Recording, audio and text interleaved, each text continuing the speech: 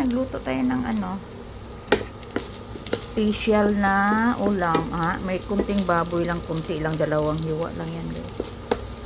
Dahil may mamoy tayo, so haluan natin, gisahin natin ng ayan, bawang, sibuyas, pakupusan natin.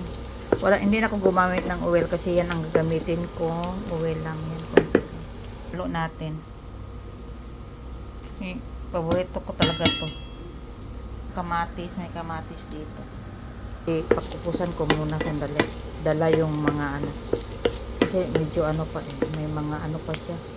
Taba-taba konti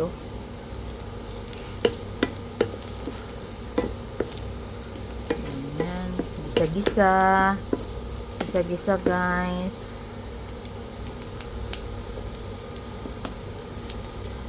Lagyan ko nga ito ng konti mamaya ng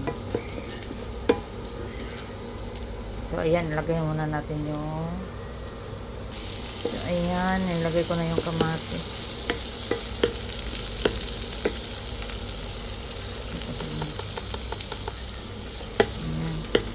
Nilakasan ko na kasi nilalagyan ko na ng kamatis para paanihin mo na natin yung kamatis.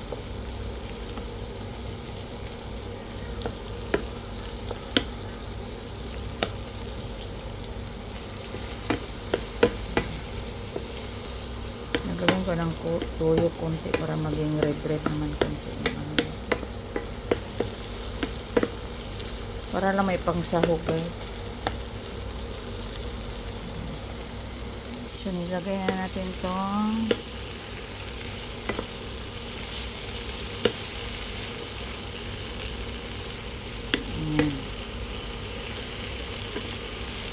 ang bango guys. So takpan muna natin to para maluto siya. Log dito dalawa. Yan ako na. Ayan.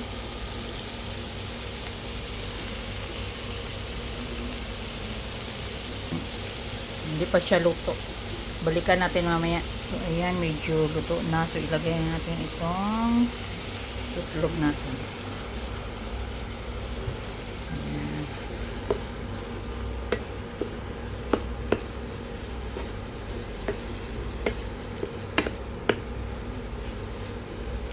So ayan, tapos na guys. So ayan, may mga kunti lang yung sahog natin na baboy na nilagay natin dyan.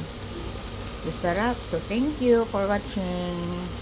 Bye. God bless ating lahat.